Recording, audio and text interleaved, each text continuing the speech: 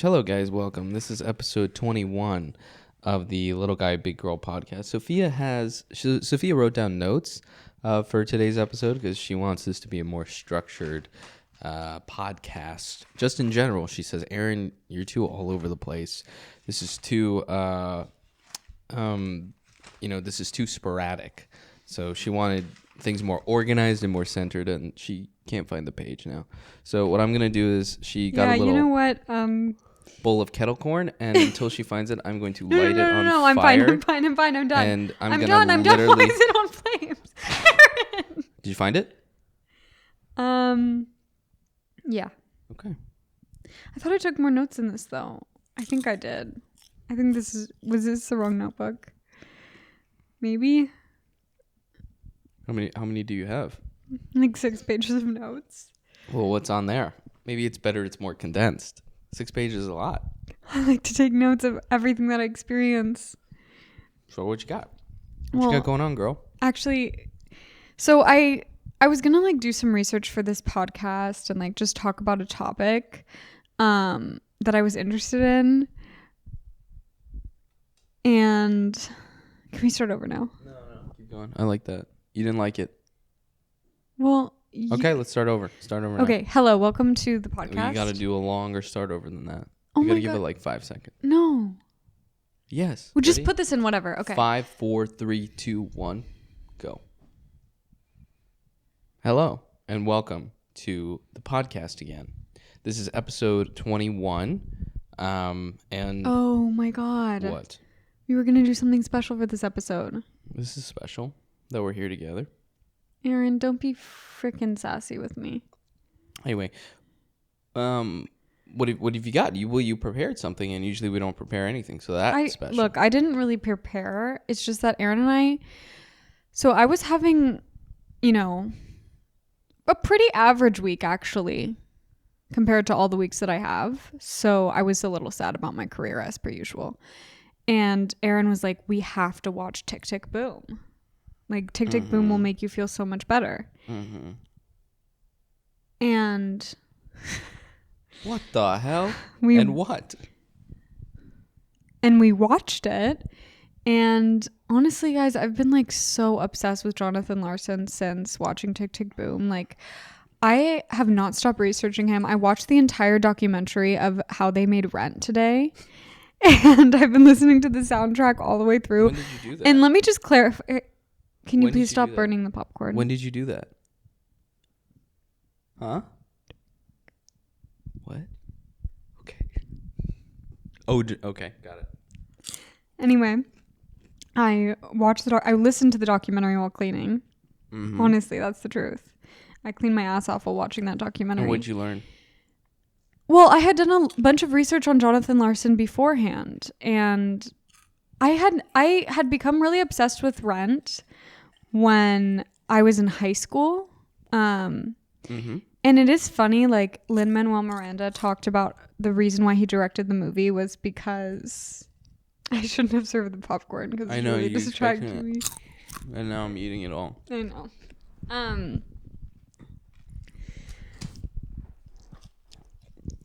I feel like you're being rude. I'm not being rude. No, you are being rude. I'm literally not being rude. You literally stopping yourself when the camera's turned on, and it really bothers me. Whenever there's something prepared, no, it anything endearing, anything always, sweet, anything loving that you have in you completely disappears when we go on the podcast. Like, you turn into like a monster. Well, okay, if I'm gonna be honest, No, you act like you don't even care. Stop eating the popcorn. I do care. You brought out the popcorn. You made a thing. I wanted to have a natural conversation about it, and if I had to pull out some facts, I would. I just didn't want to come on What are completely the facts? unprepared. You can't just... I hope that you slip today. I hope you slip. I hope nothing happens to you, but I hope you slip and embarrass yourself Just an in embarrassment. front of a group of people today. And you better watch yourself because I'm a witch. Anyway. No, I read that Lin-Manuel Miranda, and if you don't know, like, my sister and I are obsessed with Lin. Like, we love him so much. Mm-hmm. And so please, Lin, if you're out there, please give me a role in something. Okay. He'll take I know note. you already made Encanto, so the door may have closed, but I could see you doing some little Greek Colombian mix somewhere down the line. Mm-hmm. Anyway, he talked about how Rent was like so inspiring to him because it was the first time that he saw himself being represented in theater. In what way? And I thought about it because like Rent is not a Latin story. No. But there are two like very strong, compelling, dynamic Latin characters in it. Mm-hmm. And I do remember watching Rent for the first time, and I've only seen the movie version, and Aaron says that that's not the same, and it's so lame of me, blah, blah, blah, blah, because he's a musical theater junkie, but I don't care. I think the movie's really fucking great.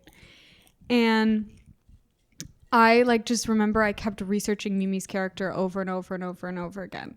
And I was like, oh my God, I want to play a role just like that. Like, I'm not a singer, but honestly, neither's the character. And I Mimi? was like, yeah, I feel like she's not. Well, she is. Okay. I just want to say something. I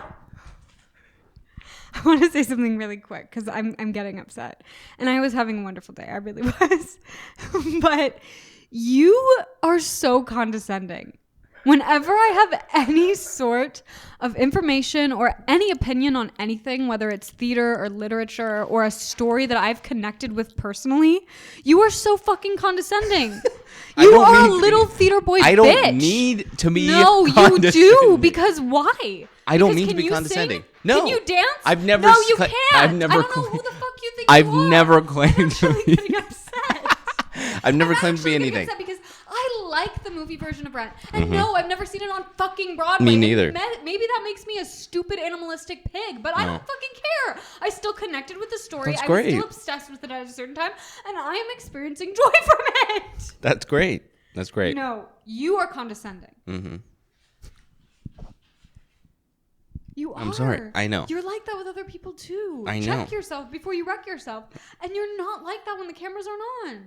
I am kind of like that still, Well, but less. But that also, was that was also. just shoving your own foot in your own butt right there. I know. But let me also say something. Can I also Go say ahead. something? No, Because I was jamming out. Okay, I was jamming out to La, whatever the fuck that song is called, La Bohème. I'm so sorry I mispronounced that to all the Frenchies out there. But anyway, I was jamming out to Rent, and Aaron looks down at my phone right before we start recording, and he goes, "The movie soundtrack?" I did not do that. Like a fucking snob. You Did are not a do snob. that. You're a theater snob. And I remember when I went to Michigan. Okay, when we first went to Michigan, I remember sitting there watching everyone perform and being like, and everyone would just spew in the beginning about things that they understood, about technique, about theater that they had seen, blah, blah, blah, blah. And I felt so stupid and insignificant in that room of people. I'm going to be honest with you. Mm-hmm. See, you're not even listening to I me. am listening to you. No, you're not. I literally am. You're genuinely not. And you're genuinely not giving me your respect. I am giving you my you're respect. not. But this entire thing is to, at the end of the story, put me down. It is. Because you put me down and I'm fighting back.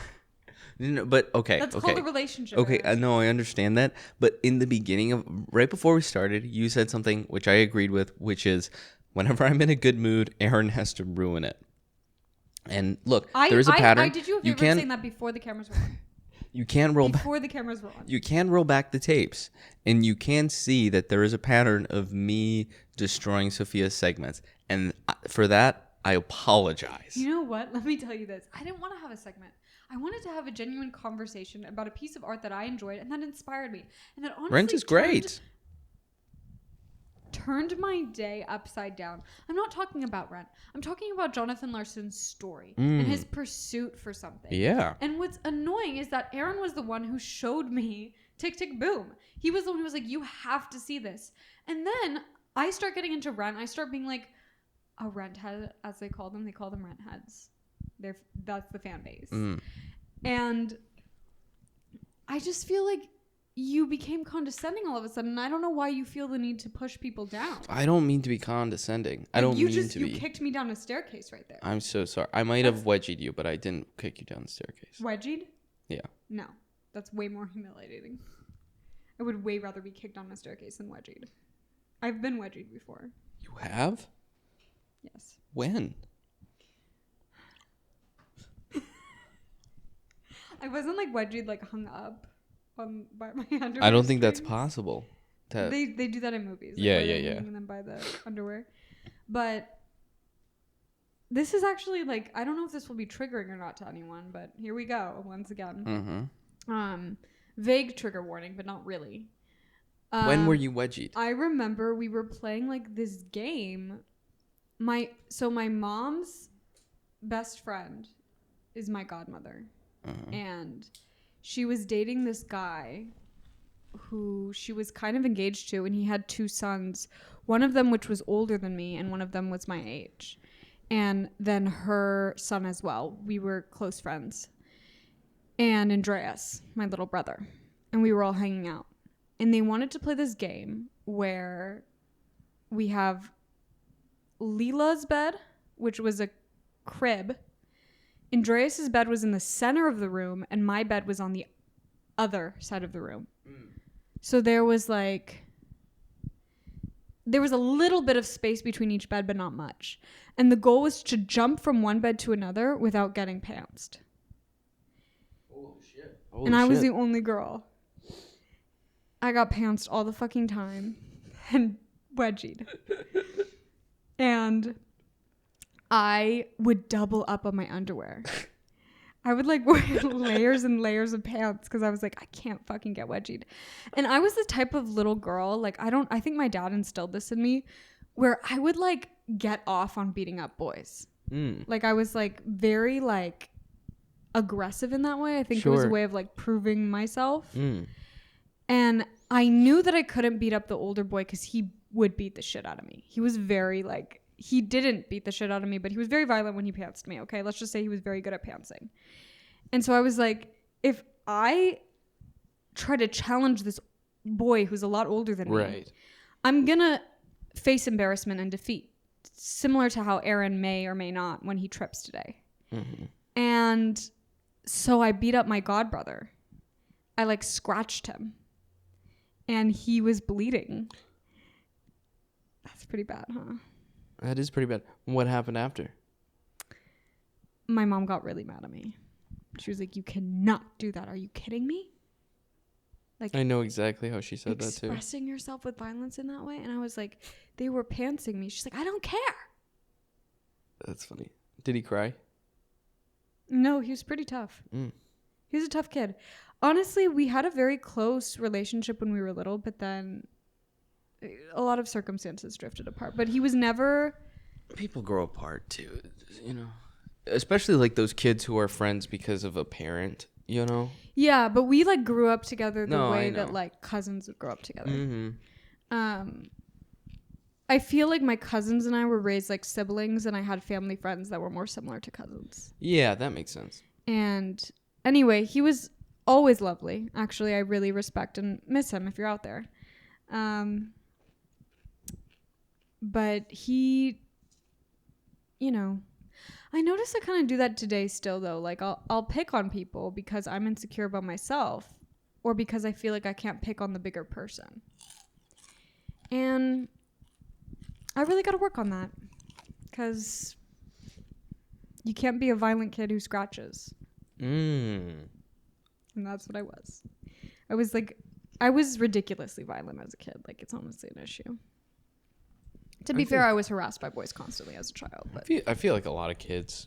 But I shouldn't have taken it out on my godbrother. He did nothing wrong. Were you ever like violent in the classroom? No. I would cry in the classroom. I was like hyper emotional and hyper violent, kind of like I am today. So interesting. Yeah, I remember a kid cut my hair in class. Oh really? Why? He was just a naughty kid, and he went snip snip. Did you cry? No, I didn't really know until other kids started laughing. Because you don't feel when your hair's being cut. Sucks. I was just like, huh? And then you're in kindergarten, so you're like, I don't know. That happened to me with my other godbrother. Oh, really? We both did each other pretty fucking dirty. It was mutual, though. Well, he was like, we were giving each other makeovers. Mm-hmm. And he was like, can you clip he's like, feel free to clip the little, he had like little things coming. Yeah. Feel free to cut those. And I was like, okay. How old are both of you in this case? We were really little. That's really funny. Really little. And I was like, I think I'm going to give you a little trim on your bangs too. Because you kind of need it. I cut a huge chunk of his hair right here. He looks in the mirror. He's like so pissed. And he's like, come here. I think I need to do your hair too. And you were just like, oh, okay. And he cut a huge chunk of my hair. Like, it looked like this. Like a huge chunk of my hair was missing from the back. So then what happened? Well, my aunt's a hairstylist, so she fixed me. She made it so it looked natural. Right. But she was like, damn, he did you really dirty. Yeah. That's pretty dirty. We haven't had beef since, though, so. Well, that's like. Yeah, that was our biggest beef that we've had. Mm-hmm. That's like beef by tomfoolery, you know? That was That's not malicious beef. No. Yeah. Yeah. That's not too bad. No. But anyway, I was talking about Jonathan Larson because that really inspired me. Mm-hmm. And I did a lot of research on him. Yeah. And I wrote down a ton of notes, but I can't find them now. What did you find interesting about him? Because actually, it's funny enough, I don't love Tik Tik Boom. You don't? The musical itself? I like the story. No, The I mean the movie. movie. I think what's good is the story is great. Yeah. I don't think the screenplay is very good. I don't know if the film is amazing. Well, I think what's his name is phenomenal. Oh, Andrew Garfield's great. Andrew Garfield is like... If it was anyone else, Like, the movie if would've- I could be in a room with Andrew Garfield and Jessica Chastain, I think I would collapse immediately. he's a fantastic actor. And then I would levitate into the sky. You... Please. I know it's going to happen for me one day. I know it. Yeah, he's great. I think if he wasn't in it, the movie would have been pretty bad. Because there are some questionable performances in that one. Mm-hmm. But also, I don't know. I feel like I think the story is just so cool. But I wasn't as a big of a fan of the movie itself. But I think it still captures the vibe. So it's still engaging. And I think it still sends that message. Well, I feel like... But I think it could have been way deeper. I don't know. It was just really... It felt very Disney, you know? I did feel Disney, which is funny because Rent is so... Yeah, exactly. And kind of the gritty. stuff he wrote was very Oh, gritty. I researched all about that other musical he wrote. I was really intrigued by that. Superbia? Yeah, so Superbia was based on... Oh my god. See, I don't know where my notes are. It's based on what? It was based on... I don't even know the name of it now. But what was it? Like what genre? What? It was science fiction. Who's that huge science fiction writer who wrote Animal Farm? Oh, yeah. You know George who I'm Orwell? talking- George Orwell. What else did he write? 1984? Yes, it was based on 1984. Oh, that makes sense. It's funny because in the lines it sounded kind of like that. Do you know what happens in 1984? Uh-huh. You do? Yep. Did you read it? Yep. Just for fun? Yep.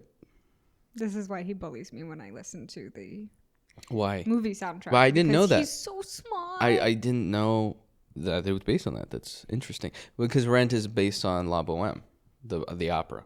Yeah, and you know what I find interesting is that with both Rent and with the other one that he made based on 1984, he switched the ending so that no one dies. Or no one who dies in Superbia? Or they... Or who... I think in Superbia, the two main characters did end up together. Oh, okay. Yeah, that's but different. in 1984... She kind of betrays him. That's the whole thing. No, she doesn't betray him. He betrays her. In 1984? Yeah. That's what I read on Google Summary. Wow. Because he's being tortured and then he screams, take her, take her. Mm-hmm. And then Yeah. they see each other again and they don't recognize each other. Mm-hmm. Is that true or is that fake? Yeah, he does do that. So what do you want to say that you're not saying? But the reason why he does that is not because he's not betraying Julia. He gets kind of captured by the thought police at the end. He's being tortured. Right, he's being tortured. But the thing is, they're kind of in this like peaceful room, the place where no one's watching them, and that's where like he makes love to Julia. That's when they're doing all of these like not just thought crimes, but they're partaking in all of these.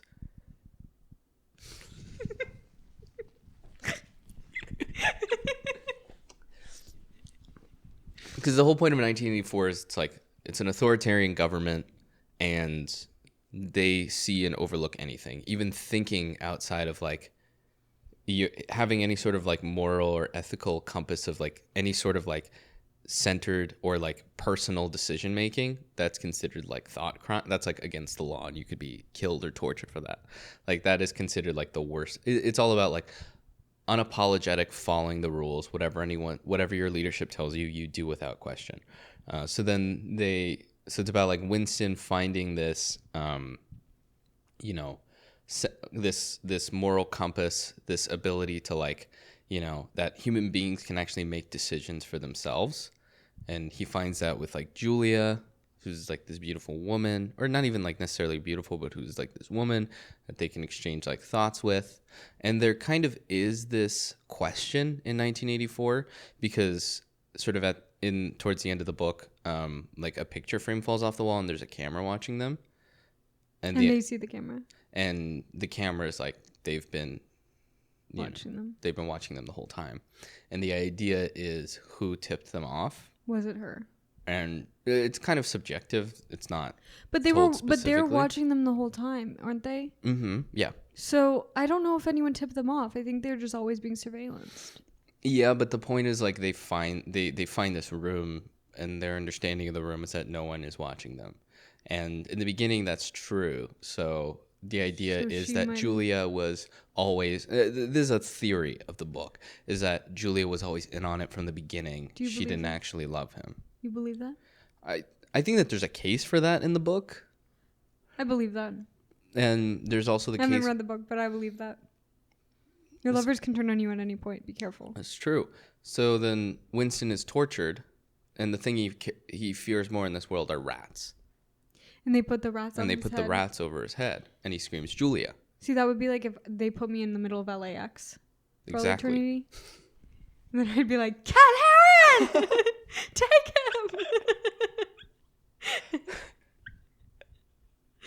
But the point is that he's, in that moment, just evoking what his authoritarian rule. So he's not actually giving up Julia. Like, Julia isn't involved. It's more of like a exercise that he is failing to, stand up to his own, what he believes is the right thing. Wow. Well, I don't know if they have this as well in 1984. But in Superbia, the difference is like they have an in society and an out society. Kind of like Shark Tales. Right. And the lead is part of the out society. And the ins are celebrities. Okay. And they're reality stars. Okay. And so basically it's like kind of based on consumption of media and how that's controlling everyone's mind. And like how they are basically rigging these award shows to have certain stars and place certain people and couple certain kind of like Hollywood now, honestly. That's really interesting. That's what I didn't love about the movie is they kind of portrayed it more as like a silly musical, Well, I think that's how people I think people actually didn't get it, but honestly, he predicted the future. Well, I think that what Tik Tik Boom didn't necessarily portray, and I don't think it like necessarily needed to, because it's more about the grind of an artist in a moment where they're feeling like giving up, and the idea that if you continue to persist and if you're really hardworking and really passionate, you'll finally find it. I think that's true. And I think that that's kind of like the root of the movie, and it does like capture the essence of that. I just feel like, well, it is funny in the Rent documentary. They did say when And it was interesting the way they talked about Rent, because all of them were talking about Rent like it was a hot mess. I think it was. And even like up until performance day, they were talking about it like that. Yeah. And it was crazy hearing it from my perspective, because like obviously I've seen Rent the movie only, God forbid, and listened to the soundtrack. And also I have watched videos from the Broadway, but you know, whatever. I haven't seen it live on Broadway. So I don't know about my sources, but I was like stunned when I saw the musical. Like I just thought it was so incredible, and like the messiness is what I loved. Like it just felt like the characters were like bursting with energy and unhinged and like just needed to grasp hold of something. Yeah. And I loved it so much, and I still obviously I'm obsessed with it. And it's just so funny that they were all describing it as like so messy. And you know, when they were first talking about it, they were saying that I think the first two people that were cast was Mimi, who didn't end up doing it for the movie, and then who's the main guy? Mark. They were the first two cast, and it was like a completely different musical then. And they said that like there just wasn't a through line story, and when they did the first reading, it just dragged a lot. That I could see that happening. And the difference between what happened with Rent and what was with Superbia was that he kind of let go of the reins and allowed himself to collaborate because he was more mature as an artist. That's interesting. Stephen Sondheim would talk about his unwillingness to collaborate. Who? Sondheim of Larson. Of Larson. Yeah, because he talks about him not being like a direct mentor. Like, he didn't really like work with him ever specifically, but he would like watch his stuff and he would have conversations with him. Yeah. You know, like they were kind of friends, not like good friends, but they were like, you know. Yeah. And he said he actually didn't love Rent. That's so funny. Although, I don't know, and like the things that I watch of Sondheim, he's like a super brilliant person and he's really smart. And I do think that there's this sense of like, if you're an artist and you're a great artist, and he kind of, when he did Sunday in the Park, I see that in him, where it's like this unwillingness to declare someone else's work is brilliant. I think that there's some of that in his critique as well, but there's some validity in it. Whereas with like Superbia, his comment was, Superbia was like so unique and so raw and real. So I thought it was just like really interesting. With Tik Tik Boom, he was like, I didn't love Tik Tik Boom. I thought he was just trying to conform to like a very like of course everyone's going to support the story of his struggle and like his friend who's dying, you know, like he thought I think he wrote Tik Tik Boom because he was just being rejected so much. It was like a journal. No, of course it was. I think Tik Tik Boom's great. And then when he did Rent, he was like, you know, I thought it was great, and I thought it was really interesting. It's so crazy that I think that some things are lost in the midst of it. But however much of that is like truthful, and however much of that is just, you know, potentially even jealousy, I don't know. But yeah. Wait, what were you saying again? I forgot. Damn it. We were talking about Rent. Oh, about him collaborating more. Oh, yeah. And he said the one thing I did admire about him, about his growth, is he was so locked in his room all the time, so unwilling to like compromise with other people's ideas. And you kind of see that in the movie. Yeah. Where he like kind of rejects what other people say. The only person he's unable to reject is Stephen Sondheim. And I think he learned, and he was like, I appreciate that he learned to take other people's words seriously, even if he didn't necessarily respect them. If you drew a rabbit and everyone sees it as a duck, it's probably a duck and not a rabbit, you know? Yeah. I also think, you know, he was like, they talked about it, his unwillingness to collaborate being like, he was locked in his apartment for so long working on this thing by himself. Like he just didn't have any experience collaborating with other people. And, you know, I guess he would like work at the diner for 3 days out of the week, only on the weekends. And then he would spend 8 hours a day from Monday through Thursday just writing. And I just thought that was so like I don't know, reaffirming. I am not a writer in any way. And I sometimes have this sort of like envy toward writers because, and this might just be me making excuses for myself, but I feel like there's a way to always be working on your craft. Certainly. And you can do it by yourself and you can practice on your own. Yes. And you don't really need other people until you have a product. And sometimes I feel so like out of control with acting because this is really all I want to do. Like I do have ideas for stories that I would love to share, but I don't think that the art form that I'm best at is writing. Like I would only write because I genuinely just need to act. As a vehicle to do as a vehicle to act. Whereas like I think he used acting as a vehicle to write. I think he also did want to be a performer though. Like it was No, he did. His family said that when he told them that he was going to put acting to the side and focus on writing, they were heartbroken because they said he was such a brilliant performer. Yeah, he was. Sondheim talks about that too, where he was Wait, like, how do you know this? I don't know. Just wondering how smart you are, buddy. What the heck? You're so smart. I think there was a New York Times article about that interviewed him after Larson died, and I think I read it at one point. Or maybe I'm just making all this up. That's crazy to say that after someone dies. Yeah, he was. Rent wasn't brilliant after he died. No. He thought it was brilliant, but he didn't think it was like a perfect musical. Yeah. He's not like super sensitive about it, which I was like, whoa, but I don't know. He's probably kind of, yeah. Anyway, but wait, what was I saying? Fuck, I keep losing it. What were we talking about before this? I don't know, but Sondheim. you got to get back on track, buddy. So Sondheim, and then he was talking about Larson, and then not collaborating. Oh, we both forgot. Sorry. What were you talking about before this? You don't remember anything either? So we both forgot? This is both done? This conversation's over now? No.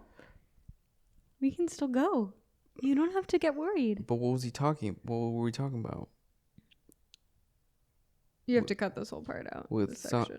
No, we can't cut it. Can't be looking like idiots up here. This is in the middle of the thing. Oh, I don't know. He was talking about Sondheim and I don't know. Oh, performing. Yeah. So he said that the back and forth with. Yeah, we do have to cut this. 33. Fuck, I hate going through and cutting shit. It's so annoying. But he wanted to be a performer. He would often go back and forth based on whatever kind of attention he was receiving at a certain point. So like when he was exhausted and not getting any attention as a writer, he would kind of lean on acting until that was exhausted, and then he would go back to writing. Did he do any acting gigs? I don't know. I don't know. I think he did. Well, he was a performer, but he would often go back and forth on what he wanted to concentrate on based on how. Do you feel that way? Yeah, I think most people do. I don't. Well, people who do both, who are multi-talented, or not even multi-talented. I mean, some people are not talented writers and lean on it. Some people are not talented actors and lean on it. But he was talented both. Sure, I think he was a better writer than he was a performer. Have you seen him perform? I've seen like Tik Tik Boom, like his version of it. What do you feel right now that you're leaning on? I think I get more gratification. Do you feel 50-50? I feel 50-50. I think I feel more gratification in putting a project together. Like? As opposed to walking in on a... writing. Yeah. Because honestly, I feel the same way. I do. Mm-hmm. But I'm not a writer. Well, there's more gratification in the idea, or it could even be just like producing or something. It's like the act of, putting it together is such like a... If it's something you really believe in, versus with like acting, you could be assigned something you don't give a shit about. And that's fine. That's true. I feel like at our level, there's such a lack of control that we have and that we feel. And sometimes it's nice to be able to put something together that you've put all your work into. Because the things that I'm going to get cast in right now, I probably wouldn't be paid for. And they're probably not going to be very good. and I Right. will be a minuscule part. And I would rather pour my heart into something that I've created myself, even though it's 10 times harder to do. And maybe it's still not at that high level of, Or you know, maybe not, but I think, and maybe it is. So there's two sides of that coin. At the end of the day, like it's really heartbreaking when something you've worked really hard on. The thing is like the contrary is if you're in something you don't really give a shit about and you just get to perform and that's always a gift and it doesn't come through in the way you wanted to. It's like, whatever, you know, didn't really care about it. Regardless if it's like something that you created and it doesn't go as you, it's like so soul crushing and heartbreaking. So like what I really liked about Tick Tick Boom is the end when no one picks up the phone. He spent 8 years of his life on a musical, and no one wanted to but put when it I on. first saw it, I was like, fuck, this cannot be my life. But everyone knew he was so talented. No, and they did say in the documentary, they were saying, oh my God, and his father goes to every single Rent performance to this day. It's really sweet. Like he would, during the making of the movie and everything, he was on set every single day. They would call him Papa. That's so cute. That is cute. I don't know. When I first saw it, I was just like, wow, that cannot. But think about it like this. If he didn't have those losses, if he didn't have those heartbreaks with No, I know it wouldn't have meant. But then he died. No, he not that it not would have meant anything. It would have never happened. The only reason he wrote Tick Tick Boom was because he knew that he needed to kind of rein in and look at what was around him, what was going on in the city, what was going on in his own life experience. Because, like, he probably wrote kind of like an introspective, interesting Superbia musical, but, I mean, like a science, like that's, niche. It's niche. It's niche, but it's also like, how honest is it? I've never listened to the music, so I don't know. Whereas what I love about, like the feeling of Tick Tick Boom is that it's just very honest. Therefore, it's just always a unique and interesting perspective. Rent, he still has that. It's like what was going on around him when he was writing Rent. It was like the AIDS crisis, and it was being starving, and it was being poor, and not being able to pay the rent. And that was the byproduct of that. And it took kind of going hard and leaning hard on this like first thing, which was just something which was a subject material that was really interesting to him, but it's maybe something he didn't have all the answers for, that really wasn't like from his unique perspective. That's true.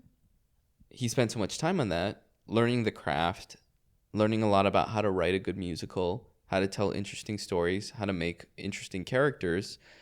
And you carry that on with you to the next project. So even though the individual project might not have taken him to Broadway, it was still like a very important piece in the development of his career. You're right. And I think that to look at individual projects as like the whole, which is a shame because that's what people do. If someone releases a shitty movie, they're suddenly a terrible artist. Like David Foster Wallace would often talk about that. Like he wrote Infinite Jest, and right after he wrote Infinite Jest, there's this really interesting movie called The End of the Tour, which is David Lipsky. He wrote for the Rolling Stones, and he was signed with, hey, you need to write an article. And it's Rolling Stones, so the idea is you're going to follow a band. And he was like, well, what's a writer that kind of embodies... We've never followed a writer. We've never followed a novelist.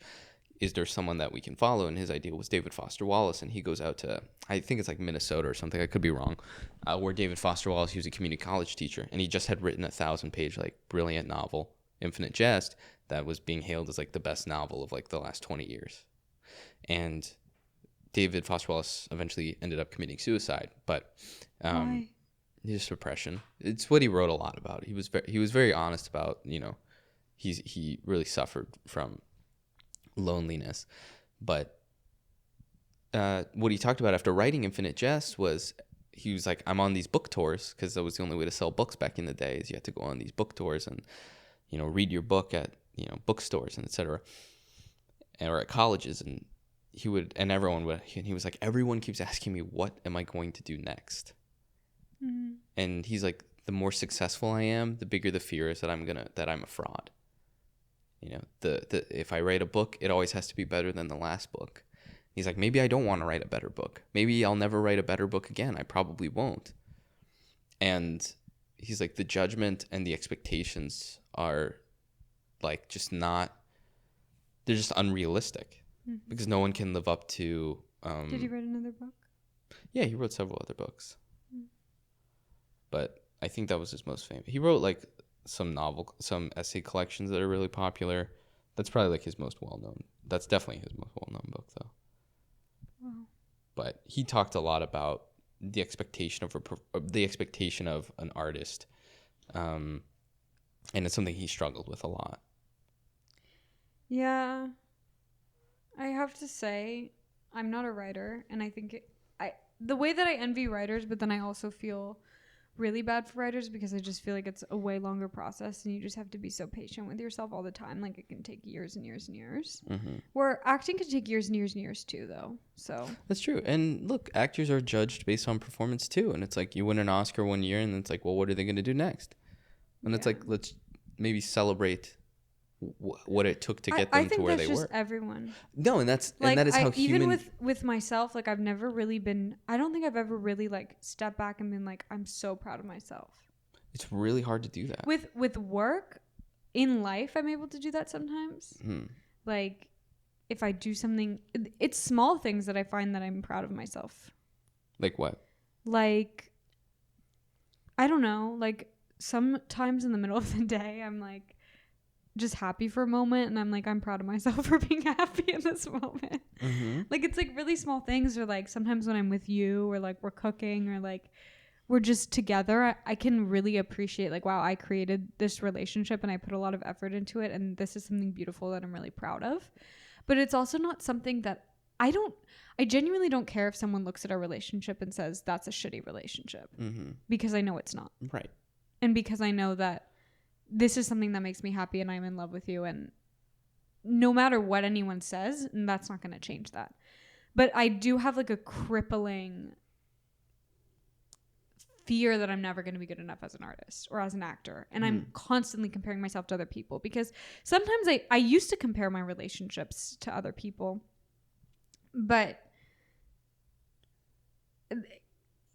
I don't know. In a way, it's not as important to me. Not to say that relationships are not super important to me, but I think I just know that that's something that I have, or that I'm solid in. Yeah, I think also when you think about like the most grandiose moments of your life, or the most like quote unquote successful moments, getting into college or doing a great show, or it's impossible to enjoy the process because you're worried about the outcome. And then B, once the success happens, it's A, very momentary, and then B, your mind immediately goes to what is going to happen next. And also like that joy or happiness of having a meal with your family, that's a good reason to feel jubilant. And I think like, but I think in those moments I'm like, oh, I'm really proud of this. Yeah. But I've never like, because I think that the outcome of like working so hard on a project, months and months, or in some cases even like a year on something, it coming into fruition, and maybe it's successful, like you expect your life to change, and sometimes that's just not the end of the project. And sometimes that's like a short, like it's easy to feel multi emotions about that. It's a very unique feeling. And I think a lot of people feel that way, not just in like performing, but also just in life. When like a big moment happens, like they get a new job, a job that they've been wanting their whole lives, that's a very like momentary moment of gratification, because we're conditioned to move on after that. To move on immediately. Yeah. Which is why like long-term studies on happiness, none of it is related to money, or very little of it is related to money. Like once you can pay I do think you have to be able to sustain yourself. Yes, because I think not having money can be very. Of course, but I'm saying like once you get above a certain amount, $75,000 a year, that is like the quoted. Once you make more than that, it's like fleeting, the happiness, because once as an individual you're making that much money, you can presumably afford to pay for yourself comfortably, and beyond those comfortable necessities, maybe like the occasional nice thing or two, it's all like it all scales relatively, because anything, if you make 200,000, if you make 500,000, $1 million, like it all scales up because you have to pay for that lifestyle. If you have $1 million, then you need to have. That is true. Like I think about our life now and I'm like, oh, when I make more money, I'll be able to, buy that outfit that I see someone wearing, Right. or I'll be able to get my nails done every week, like little things like that, or I'll get a personal trainer. Like, Right. I think of those luxuries that I would have for myself, and then I'm like, I would probably end up with like a similar amount. Do you know what I'm saying? Well, yeah, because I'd have more expenses. Like right now, Exactly. I really don't have any expenses. And then it's also like once you get to that, I mean, aside from rent and food, but that's literally all we pay for. right? But also once you get that, then there's suddenly a better dress. Then there's suddenly a better place to get your nails done. There's like for me, there's like always going to be something else above the, at like the consumer level, above the price point that you're currently at. Like it all scales up for people who are poor, for people who are middle class, upper class, like really wealthy. Like there's always going to be that next thing. Yeah, I don't know. It was refreshing also watching the documentary, because I think there is also a difference between like theater people and who have, hi sweetie, theater people who have made it versus like film stars who have made it. Yeah. And I think we're constantly surrounded by like influencers and like TV stars and that sort of thing here. And it was so funny because they were talking about how like the Clintons had come to see one of their performances, and then they were talking about how every celebrity was watching them act. Right. And in my head I was like, but you're probably like even better than those celebrities that came to see you. Right. So it's like there was just such a, I don't know, more of a gratitude, I guess, because they were hits and they were famous, but it wasn't like in the same way that like. No, it's not at this like level of. I mean, Idina Menzel, I feel like at this point is. Sure. But even those people like Audra McDonald, they still sit within their own niche of like they're superstars, but they're also within their own. Like it's not the same thing as like movie star fame. Like Brad Pitt. Right. Exactly. Even though they are equal. To Brad Pitt definitely in more that talented in terms of just. Do you know what I'm? But like the fact that they were so shocked and enamored by the fact that all these Hollywood celebrities were coming to see them. Right. I was like, but you are like up there. So it's just so. Yeah. When Hamilton started, the cast had a very similar reaction. Yeah. Where it was like the president Obama is seeing previews. He's not even.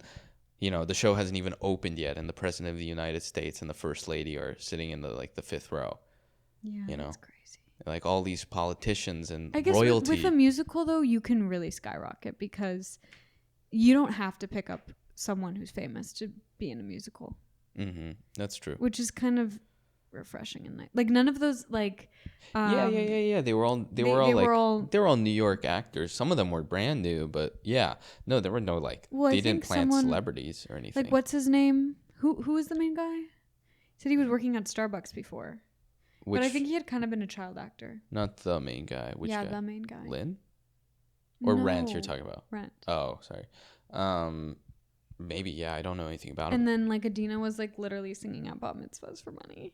Yeah. Oh yeah. And because like until you get that thing, it's like even if you're on Broadway, it pays good money, but the contract, people don't even expect that to last for a year. Yeah.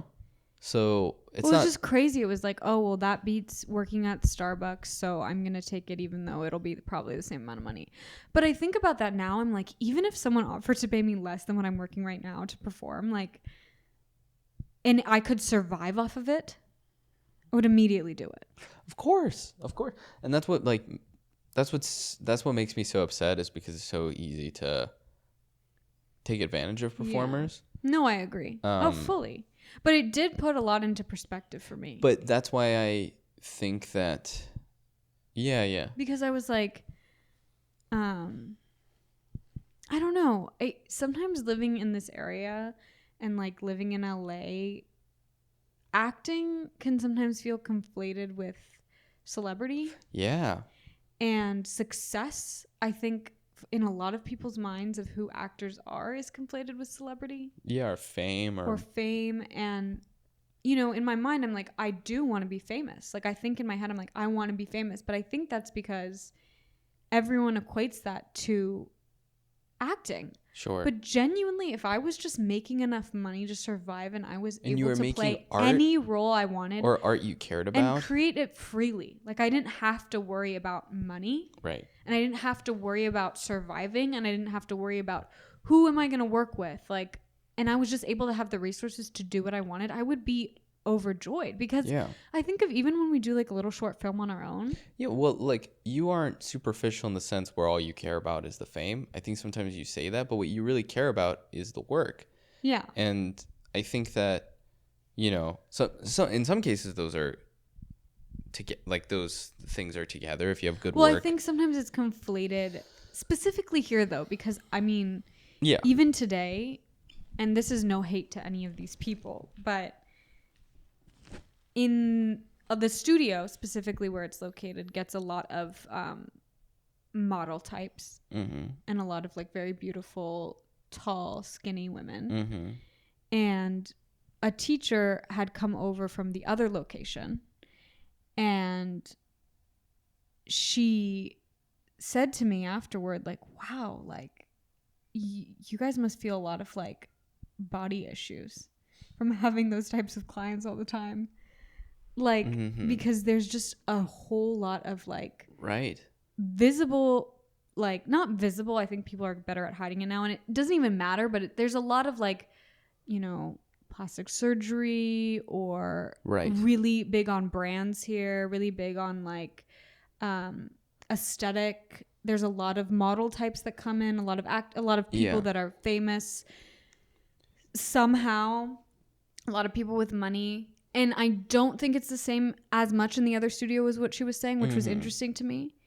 And it's funny because I've never heard anyone say that. And it, even though it was so like forward in the way that she said, like, was at wow, least an she's acknowledgement. like, that must be a lot of like, she said body issues. And I was like, oh, no one really says that because no one wants to say that. Right.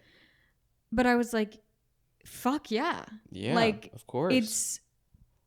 It does have an effect on you when you're surrounded by that environment all the time. And that's no shade to any of those stunning women. No, of course you not. know? But it's the standards that are But it is put like upon. you are, you know, you just can't help but compare yourself to those standards of beauty. Of course. And it's every single day that I'm kind of seeing it, or sitting behind the desk and looking up people's names. And even if it's like, not conscious, it's like a gym has like mirrors and you're just looking at yourself. And you're looking at yourself. other like I'll be people. cleaning and I'm like, oh my God, like I hate the way I look right now. Like, you know, like I have to go up close to wipe the mirror and I see like my acne and my unibrow and I'm like, ugh, I shouldn't be here. You know, like little things like that. And I think that my mind has sort of been brainwashed by that lately because I'm just always in that environment. And then I watched like the Rent documentary, and I watched like a story of Jonathan Larson, and I even the way that they were like hugging their friends, and they were having like he would always throw these dinners called peasant feasts where he would just bring all of his friends and family into his apartment, his tiny rundown apartment, and just serve them food, like tons of food. And he threw that for the whole cast upon their first meeting of each other. And then they did it again when they did the movie after he had passed. But it reminded me of like when we were in Michigan, and like when we are like freaky artist types that I don't know, like sometimes I do think of success as like amounting to these model type people or these like LA type people, and it's okay that I'm not that. And there's no shade on that. Those people are successful and beautiful and talented. I just need to realize like it's okay that I don't have that. Yeah. And it's okay that like maybe my talents are like, I don't know, different. Like maybe I express myself differently. Maybe I look a little weirder. Or maybe I'm a little bit more quirky. Or maybe like the way I socialize is different. I don't know. And it just was nice to see like theater people being, I don't know, like a little bit gross and weird and quirky and just loving what they're doing so much. And they didn't care about the wealth that it brought them. And I know that that's like, it's so easy to say that because every single day I feel like we worry about where we're going to be in our financial situation and our future. And, you know, like every time I talk to my family, there's usually financial comments or like there's always, it's just so equated with success. And I think that if I didn't have that outside pressure and obviously like the aspect of survival, but if I didn't have that like outside pressure that that's what success means, I think I would be so much happier. I totally agree. And I would just like create things that I want to create all the time. And that's really all I need. Like that's, when I watched that, I was like, oh, he lived his whole life struggling, like fully struggling. But he was happy. And there was like dark times in his life for sure. And he was very frustrated, but like he wanted to live. Like, I think that's the tragedy of his life, is that he wanted to live so badly and he finally made it. But I don't know. I just thought it was a really beautiful story, and it put a lot into perspective to me and like brought me down a notch because I was getting too caught up in all this outside stuff that didn't really matter, you know? Well, I think it also puts into perspective of like, why do I want to do this? Yeah. Because if the objective is just to be famous, well, there's a lot of ways to do that. No, but it does make sense because I do think about it. I'm like, I was thinking about this today. If I wanted to make a ton of money, or if I wanted to be really famous, or I would probably be trying other avenues. Yeah. You know, like definitely. I would try to do something else, or I would try to maybe lean into social media, or I would try to, you know, socialize in a different way. I would try to connect to people in a different way, but that's just it's not what I want, and that's okay. Exactly. And I think with fame comes a lot of power. I want the power to be able to make anything that I want freely. Exactly. I completely agree. I think that that's a great realization. Yeah. And I think you'll be a lot more free in your day-to-day life if you subscribe to that. And I think you'll be inspired more. You'll be inspired to perform more. You'll be inspired to look for work that you actually are interested in doing. Yeah. To find collaborators who align with that. Because it's easy if like someone has like 10,000 followers on Instagram. Be like, oh, who is that? Even though incidentally that's not a super meaningful number, but you know, it can seem attractive. But maybe those aren't artists we want to be working with, you know? And maybe that, I don't know, like I think it's easy to get lost in that. I do sometimes too. No, I do too, but then I'm like, the people who, and someone told me this who had graduated before me. She was like, I asked her, because I always get anxious about social media ever since I got it. And I honestly can't wait till the day that I can just stop having social media and just do whatever I want. And some days I think maybe I should just do that now. Because I don't know how tied it is to acting anyway. But she said to me, she was like, I said, do you think I need to have like a really big social media following? Like, does that matter? Because I knew people who went to Michigan who said that does matter. Right. Who worked in casting and were like, they will bring someone in just because they have a certain number of followers. Sure. And I was like, yeah, you're right. Like, maybe that matters. Like, fuck. Because working on that would take a lot of my energy. And I'm not very good at it. That's not something that I'm talented at. And I asked her that, and she said, look at the artists that you want to be like. And if they have a huge social media following, if they're very active on social media, if they have brands outside of acting and that's the career that you want, then yes, you should focus on social media.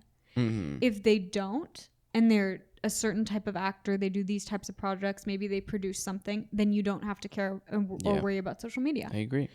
And that was like so eye-opening to me, because she gave me the freedom to be like, you can just choose very specifically what you want. You don't have to be like, anything that comes, I'm happy with. Yeah. And also, like, I think you showed me a video of someone explaining, like, just because you are popular on Instagram doesn't mean you're going to be popular on YouTube. Just because you're popular on YouTube doesn't mean you're going to be popular on TikTok. That was a video of Bethany Frankel from the Housewives. But that was great advice, I thought. Bethany. Because you look at people who are popular in even just on fucking social media, who are popular in like one venture, doesn't mean that they should all of a sudden try to. Or even vice versa. Like Right. you see like actors like, Yeah, I don't know, Emma Stone or Andrew Garfield or these like top actors, and they don't have social media. Right. Or, Or they're multi-talented and whatever. Like I feel like Zendaya is a very good actress, and she is also like a fashion icon. Sure. And look, there's some people who can do the multi thing, but there are also people who there are a lot of actors who are also musicians, and just because they're a famous actor doesn't mean their band is going to take off, or just, Yeah. It's the career you want that you should pursue. It's not necessarily, I need to have everything. It's impossible to do that.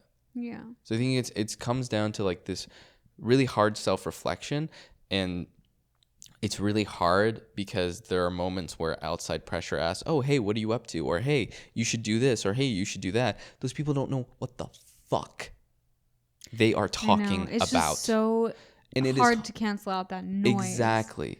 Like I only find genuinely like a sense of relief and freedom at this point in my life, and this is not on anyone else, because I think it's my own insecurities and my own thoughts about where I am right now. Mm-hmm.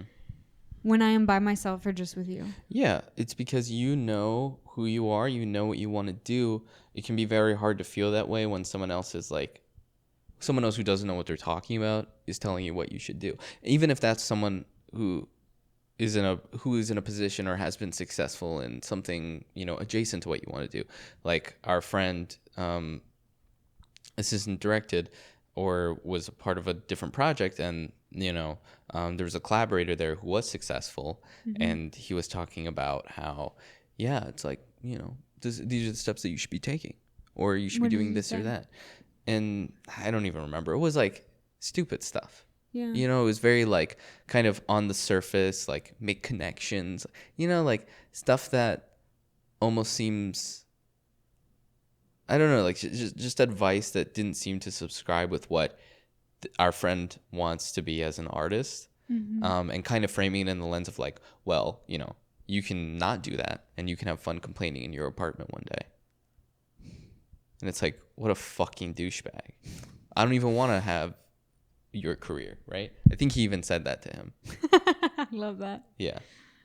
And it's just like, no, I was also talking to a friend who recently quit her job at a very high up there agency, and she met with a producer, had lunch with a producer who had produced a lot of big movies, and she wants to maybe go into producing. And, she was sitting there and saying, and I think I might have mentioned this on another podcast, but that he was like, what are you doing? Like, why would you quit in the middle of a strike? Like, that is so foolish, because you could have hung in there for a few more months and then you could have like moved on to another branch that you wanted to work on. But she's like, that's not what I want to be doing. Yeah.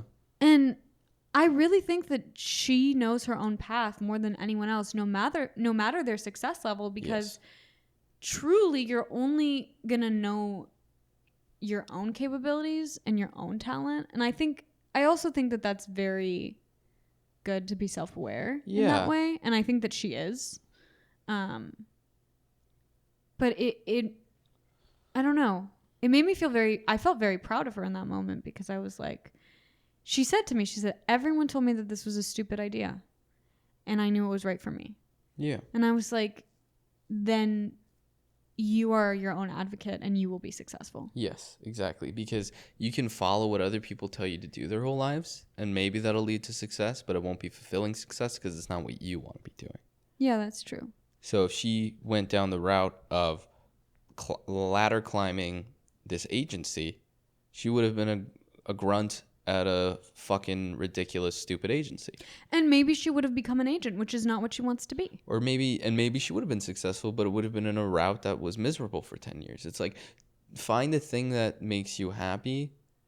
Find the route that you want to take. Identify like what that is specifically, because it's easy to get lost in the sauce of the promise of a big name or something famous, or there's so much sauce around us. There's so many lights. I do think though, like the fact that we live in LA has also made me realize that that's not as special as I thought it was. I agree. Because famous people will come into the studio all the time, and some of them I really respect their work. But then I realize at the end of the day that they're just a person too. Mm-hmm. And so, yes, maybe I don't have their wealth. I don't have their resume. I don't have the projects under my belt that they have. But at the end of the day, when you go onto a set with a famous person, no matter how crazy amazing they are, they're going to be your collaborator. Mm-hmm. And that's something that I never really thought of. Like I would always like just look up to these celebrities and be like, I just want to be like them one day. Like I need to have that success. I need to have that financial freedom. I need to like be able to have kids at this age and do this and do this and do this. And that's just so much pressure to put on yourself. It's so much pressure. And I feel like I put pressure on myself like that every single day. And it almost makes you resist wanting to do it in the moment, Or like being so perfectionist that I'm like... That it makes you too scared to even try. Yeah. Because you're so worried about like, if this doesn't work out the way I need to be, then this outcome isn't going to come true. When it's just like, what's the reason why at however old you are, you decided you wanted to do this? And when you actually, and it's like some people want to be astronauts because they want to blah, blah, blah. But like you actually did it. You actually... did theater in school, and it continued to make you happy. Not because you were famous in high school in whatever musical you were in or whatever performance piece you were in. You were excited by it, and you wanted to continue doing it because of how it felt being in that role or being in that production. And sorry, continue. No, it's like that's the reason why. Yeah. And like when I do see like my most idealistic future, I see us making work together and like you directing me. I see us creating stories together and putting a team together. And that is kind of what we've already done with our lives and kind of what we're trying to do right now. Mm-hmm. We just don't have the financial, capacity to do a feature film at the moment. But when I think about it, I'm like, I kind of am living my dream, because even though I don't have all these things, and it would be, I know one day I will, and one day I know that it'll be a lot easier to create freely, but I'm still trying to do it right now. And in those moments, like those little moments where I'm not doubting myself, or where like, maybe you're giving me a note and I find something new in a scene, or like we're sitting there and we're thinking of a funny idea to talk about or to create, that's when I'm so happy. Yeah. Like I'm so happy, and I could care less about anything else, honestly. Yeah. And that's why I know that I should be doing this. And that's why Jonathan Larson inspires me. Agreed. Dude, I knew you need to watch that. It was so good. Good. I'm going to be listening to the Rent soundtrack forever now. The movie one. The movie one. Yeah. Well, nice. Yeah. We hit it. We hit it, and we can quit it. Any last thoughts? No, I think it's been said. I think it's been said too, folks. I think it's been said, folks. And pick up the cat. You tune us out, girl. Oh, she's on the floor the whole time. Thank you all for joining us. I want to say that whenever you guys comment, it really does make our day, and we love interacting with you, and your support means the world to us. Keep watching, and keep doing what you're trying to do out there. Because when Jonathan Larson won his Tony, his sister accepted the award and said that this was to anyone working a restaurant job or an equivalent grind job, scraping by, whatever they had to do to to be able to create their art and do what they want. And so whatever your dream is out there, keep it going, fam. Keep going, fam. Fee, fi, fo, fum, bitch.